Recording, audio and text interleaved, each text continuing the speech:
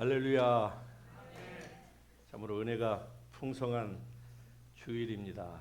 여러분 모두에게 하나님의 놀라우신 은혜와 축복이 함께 하시기를 바랍니다. 오늘 같이 우리가 살펴볼 하나님 말씀 요한복음 8장 32절에서 36절에 있는 말씀을 우리 다 같이 한 목소리로 같이 32절부터 읽습니다. 진리를 알지니 진리가 너희를 자유롭게 하리라. 그들이 대답하되 우리가 아브라함의 자손이라 남의 종이 된 적이 없거늘 어찌하여 우리가 자유롭게 되리라 하느냐.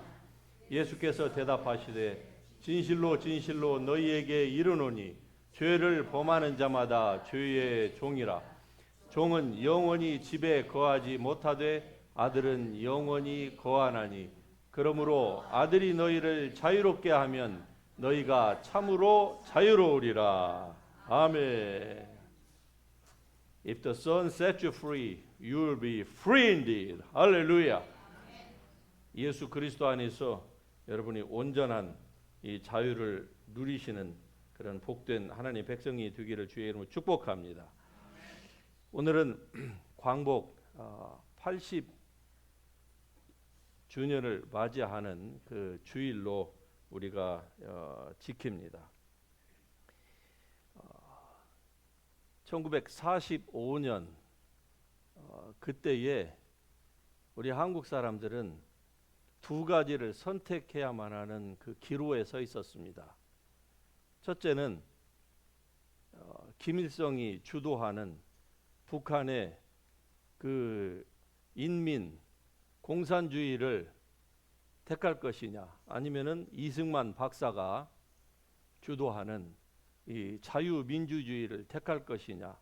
이 기로에서 북쪽은 김일성을 따랐고 그리고 남쪽은 이승만 박사를 따랐습니다. 그 결과 80년이 지났습니다. 지금 어떻게 됐습니까?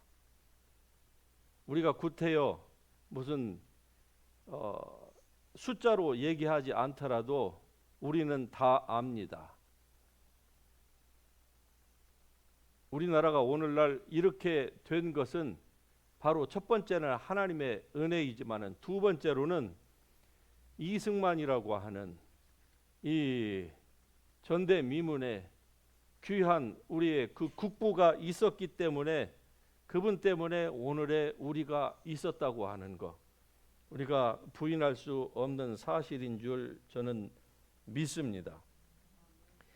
여러분 우리의 조국 대한민국이 이 해방 이후로 지금까지 80년 동안 민주주의를 택한 결과, 그냥 민주주의가 아니죠. 자유민주주의입니다. 택한 결과 오늘에 이르게 되었는데, 그런데 사실 80년이 지난 지금은요, 80년 전에 광복할 때보다 지금 대한민국이 사실은 더 위험한 지경에 놓여 있다고 하는 거 여러분 아십니까? 왜냐하면 다시금 80년 만에 지금 대한민국이 자유민주주의로 갈 것이냐, 아니면 자유를 뺀 그냥 민주주의, 그 민주주의는 인민민주주의를 얘기하는 겁니다. 인민민주주의로 갈 것이냐에 대한 지금 국론이 완전히 양분되어 있는 상태입니다. 제가 지금이 1945년 그 혼란스러웠던 그 무지봉매한 그 시대보다 훨씬 더 위험하다고 하는 이유가 바로 이것입니다. 그때에는 공산주의의 그 악함이 어떤지를 몰랐습니다.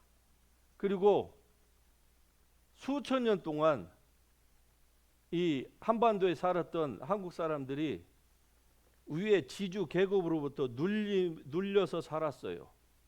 전 국민의 80%가 다 이 노예 계층이었으니 뭐 공산주의라고 하니까 얼마나 좋겠습니까? 그러니까 80%의 사람이 다 공산주의를 지지한 것도 이해가 됩니다.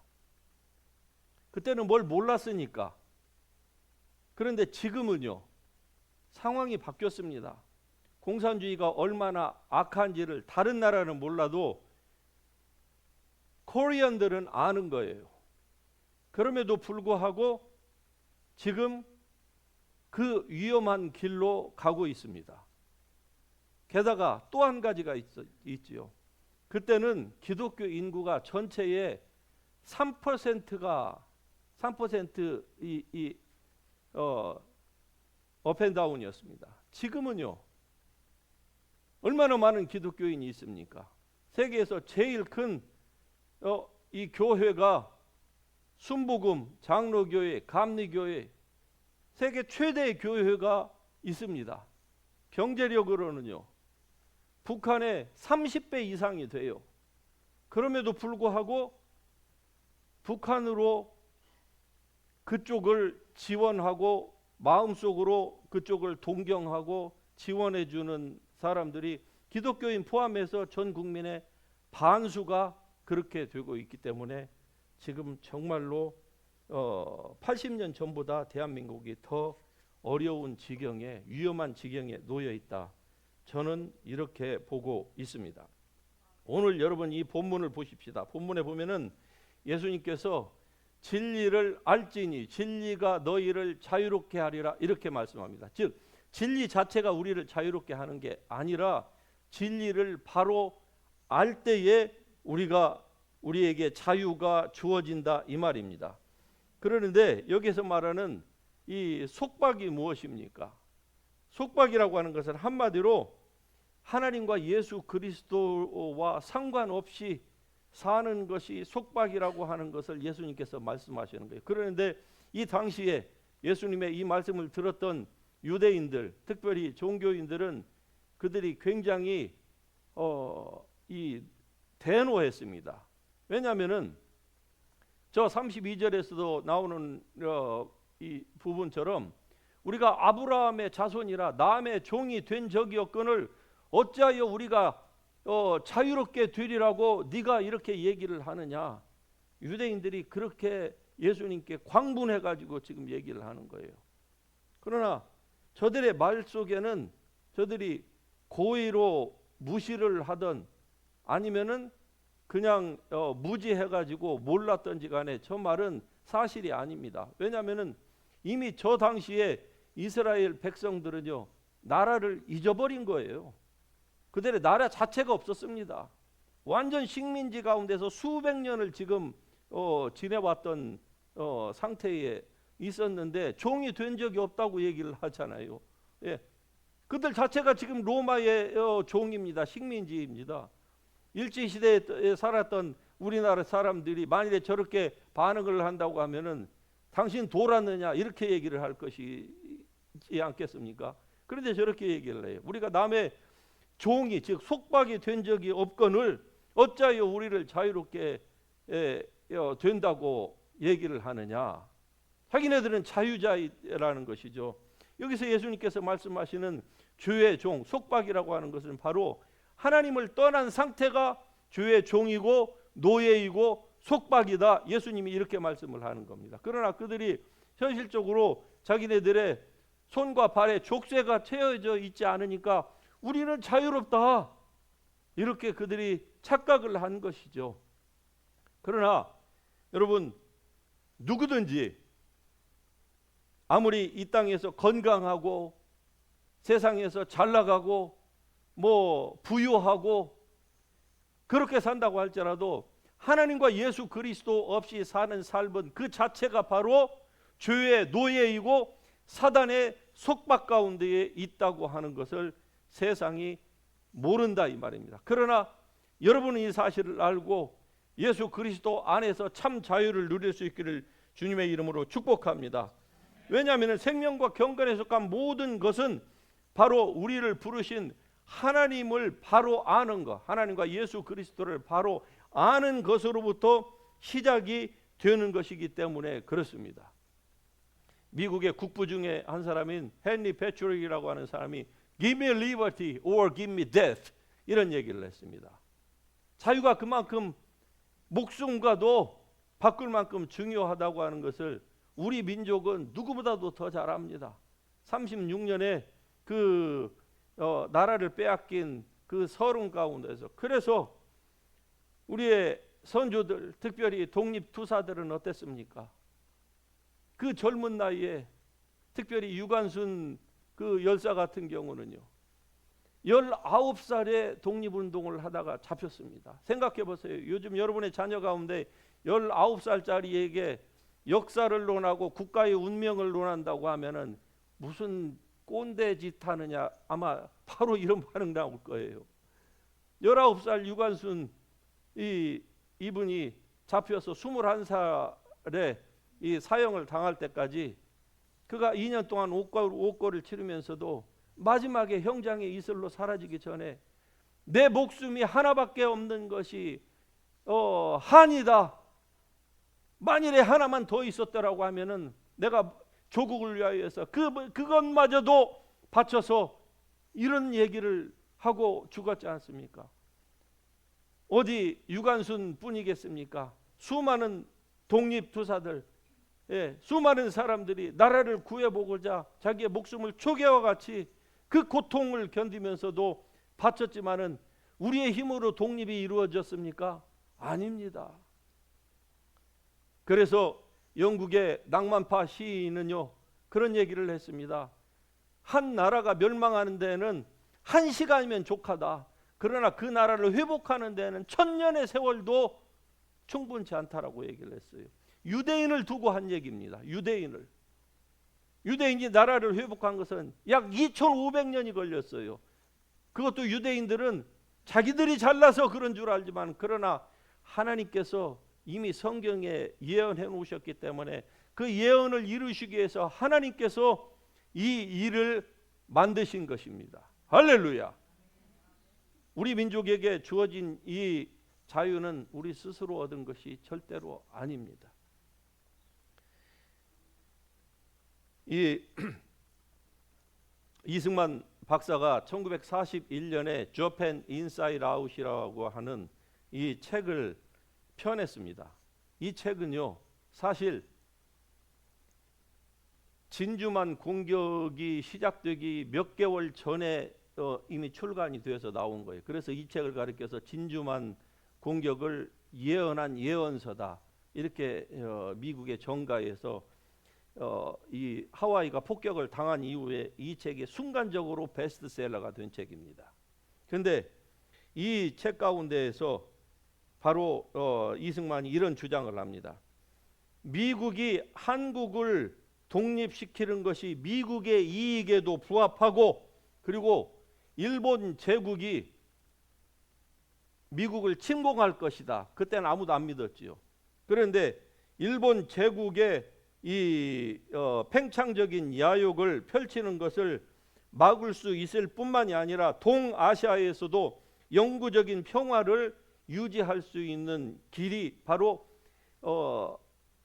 한국을 독립시키는 것이다. 그가 이렇게 얘기를 했어요. 그러니까 우리가 생각할 때는 원자포탄이 그냥 우연히 투하된 것 같아도 사실은 이 이승만의 이러한 그 정치적인 예언적인 이 프로페틱 이 메시지가 미국 정가에 영향을 미쳤다고 저는 믿고 있습니다. 만일에 여러분 미국이 없었다고 하면은 오늘의 한국은 존재할 수도 없었습니다.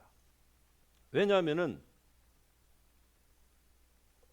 1945년 8월 6일에 히로시마에, 8월 9일에 나가사키에 두 방의 핵폭탄을 떨어뜨렸죠. 그리고 15일 날 일본 천황이 무조건 항복을 했어요. 무조건.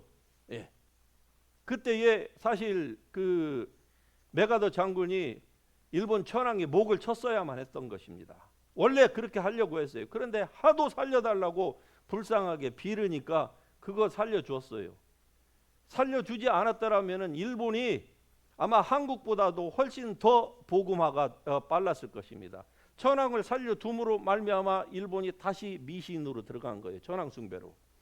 자, 무조건 항복을 했는데 당시에 관동군이 중국에 약 70만 이상이 여전히 주둔하고 있었고, 조선 반도에는 34만 명의 일본군이 주둔을 하고 있었습니다.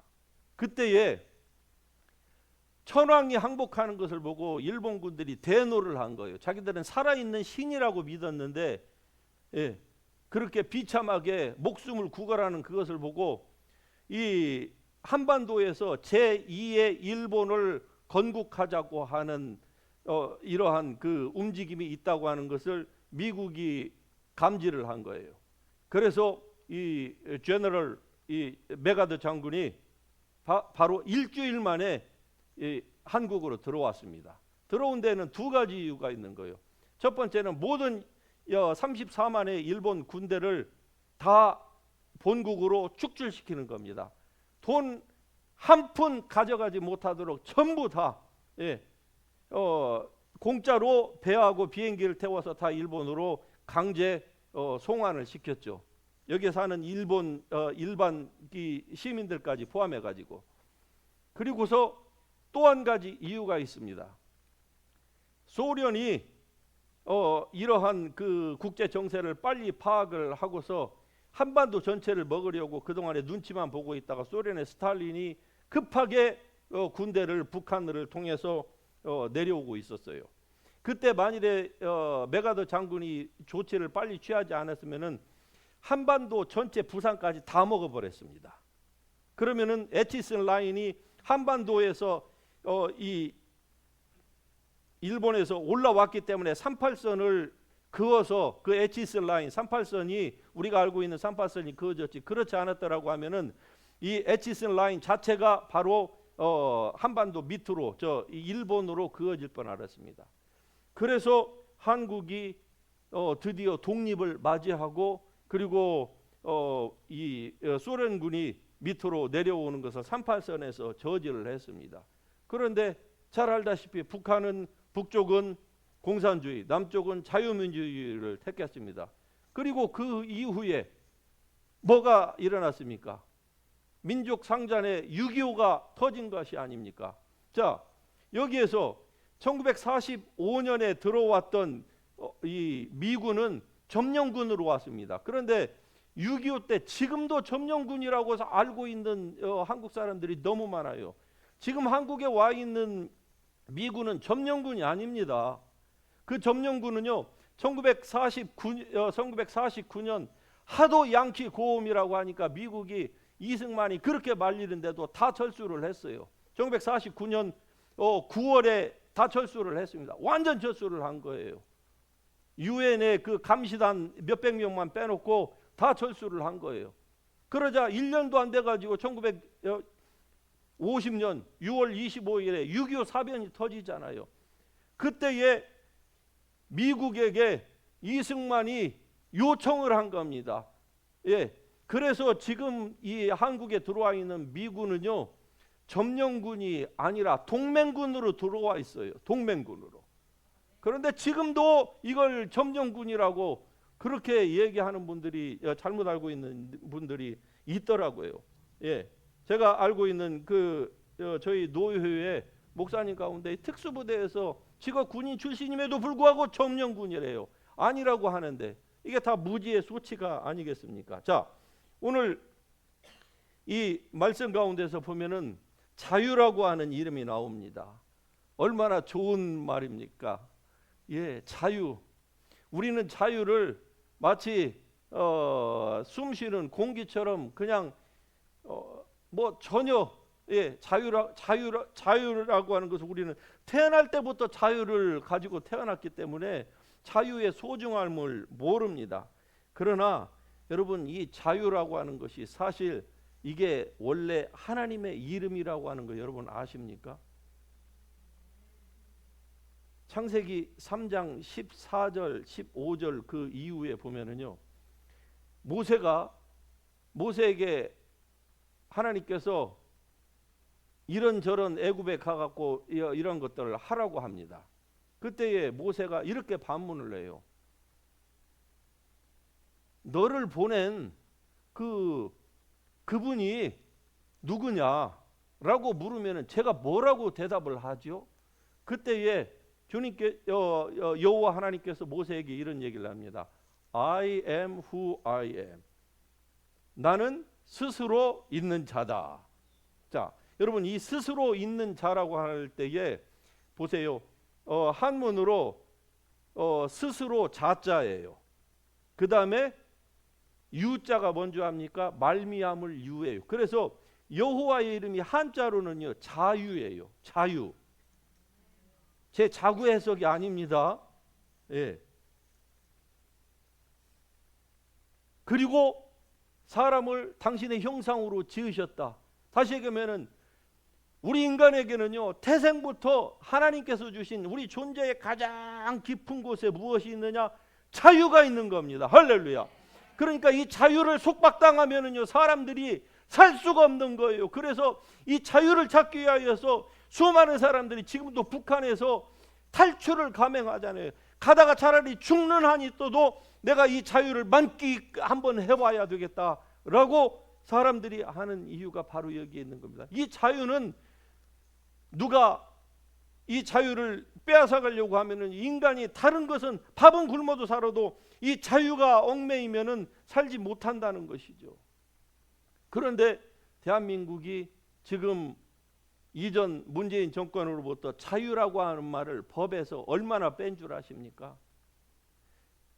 미국의 한 회기 동안에 국회가 열리면은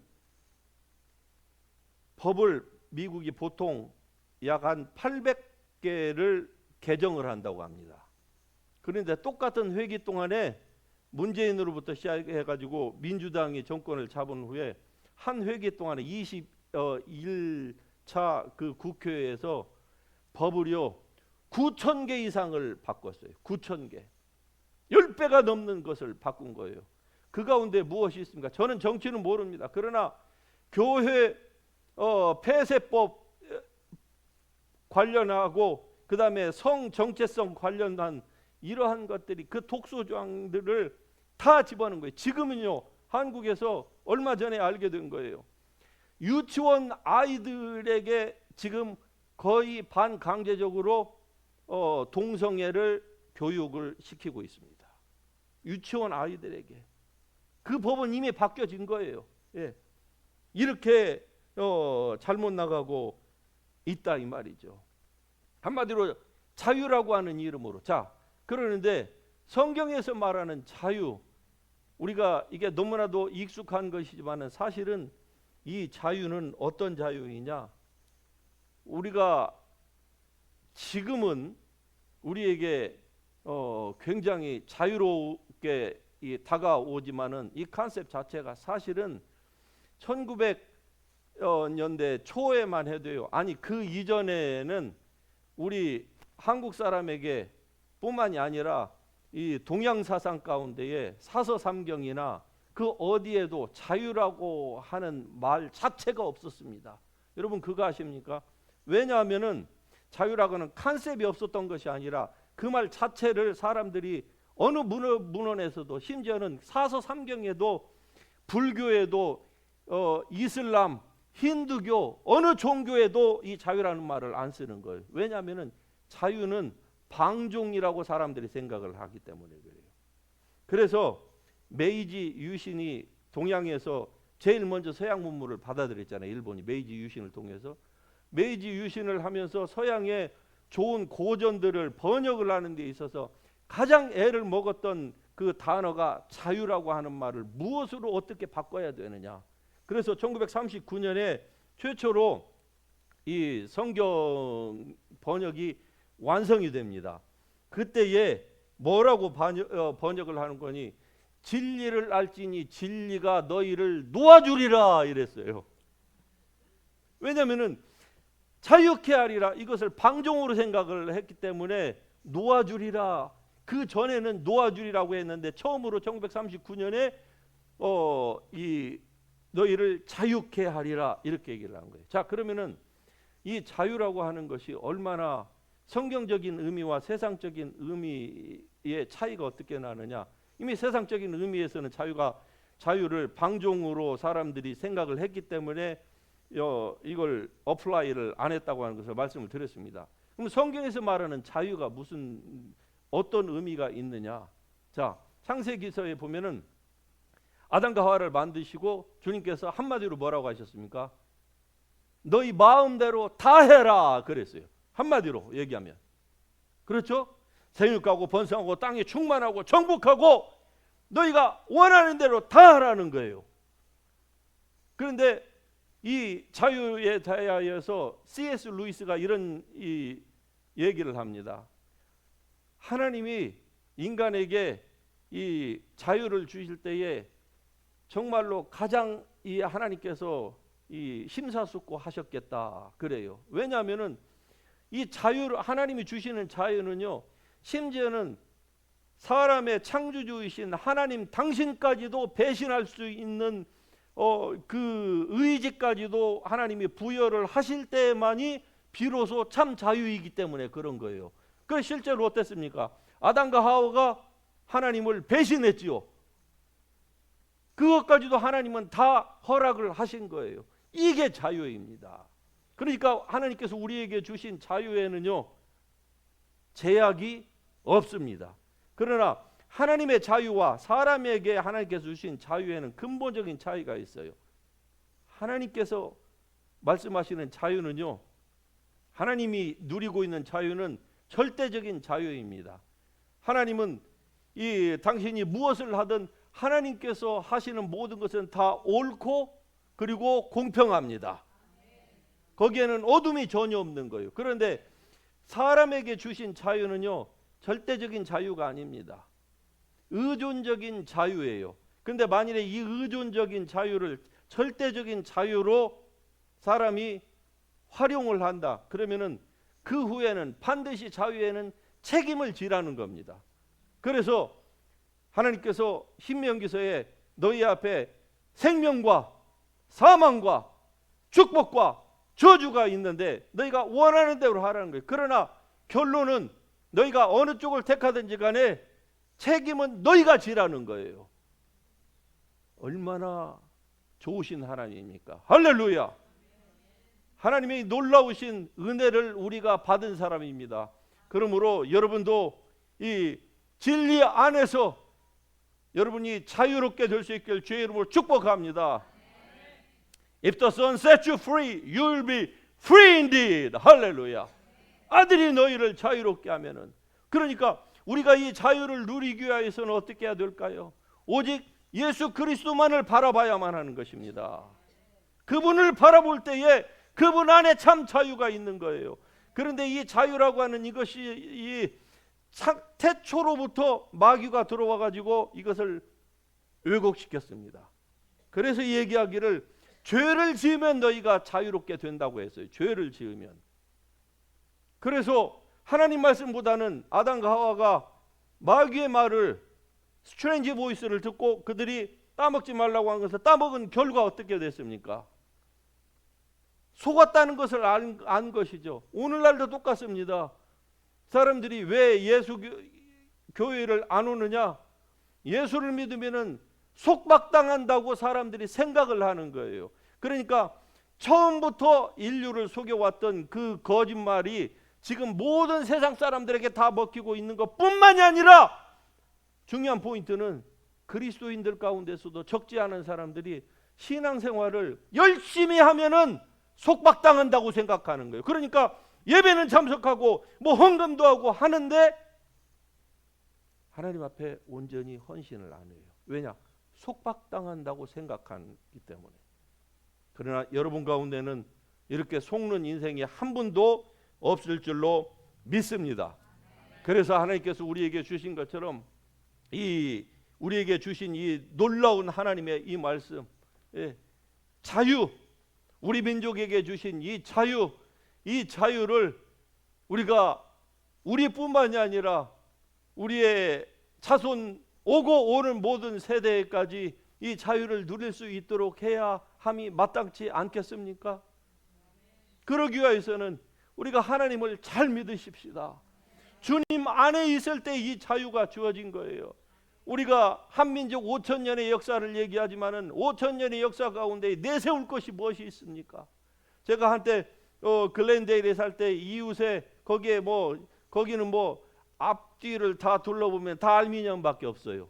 그 알미니엄 친구들이 몇 명 있었습니다. 그분들하고 얘기를 뭐 간혹 나눈 적이 있는데 그분들이 한국 사람을 저를 얼마나 부러워하는지 몰라요. 왜냐하면은 한국은 대단하다고 생각해요. 예, 그 사람들은 제가 이 삼성처럼 스마트하다고 생각하더라고요. 이야, 말만 들어도 기분이 정말로 우쭐해졌습니다. 근데 왜 그분들이 그렇게 얘기를 하냐? 육체적으로는 그분들이 우리보다 얼마나 풍채도 좋고 좋습니까? 근데 그분들은 굉장한 열등감을 가지고 있어요. 왠 줄 압니까? 그분들이 다 쫓겨서 미국으로 망명으로 왔잖아요. 왜냐하면 인종 청소를 당했습니다. 그럼에도 불구하고 누가 자기네 나라를 도와준 적이 없대요. 인종 청소를 수십만 명이 그 아르메니안 그쪽 지역에서 그 종교 분쟁, 민족 분쟁, 국경 분쟁 있지요. 그걸 모르냐는 거예요. 아무도 자기네들을 도와주지 않는다는 거예요. 그래서 그들이 가지고 있는 그 열등감, 그것을 제가 봤습니다. 만일에 우리의 조국 대한민국이 지금 이 양쪽의 기로에서 자유를 뺀 민주주의, 즉 인민민주주의로 가게 되면 어떻게 될까요? 그 이상은 생각하고도 쉽지 않습니다. 그런 날이 오지 않기를 바랄 따름입니다. 그래서 우리가 이 땅에 살면서 우리의 자손들에게도 이러한 역사 교육을 우리가 가끔이라도 시키십시다. 예. 그리고 우리가 지금 누리고 있는 거, 너네들이 누리고 있는 거, 이게 어떤 의미가 여기에 있는지, 우리의 두 발을 딛고 있는 이 미국이 우리에게 얼마나 고마운 존재인지를 알고 이 미국을 위해서 축복하고 미국이 잘 되기를 위하여서, 그래서 이 나라를 통하여서 온 세계에 복음이 더 확장되고, 예수 그리스도의 오심을 우리의 대한민국과 같이 손을 잡고 예수님의 오심을 준비하는 그러한 위대한 선교의 대국이 되기를 위해서 우리가 기도하십시다. 이 일을 위해서 하나님께서 저와 여러분을 이 미국 땅에 보내셔서 이 땅에서 살게 하시고 온 세계를 보게 하신 줄 믿습니다. 그러므로 이 진리가 여러분을 온전히 자유케 하는 이러한 모든 축복된 은혜가 여러분의 삶 가운데에 충만하기를 예수님의 이름으로 축복합니다. 할렐루야.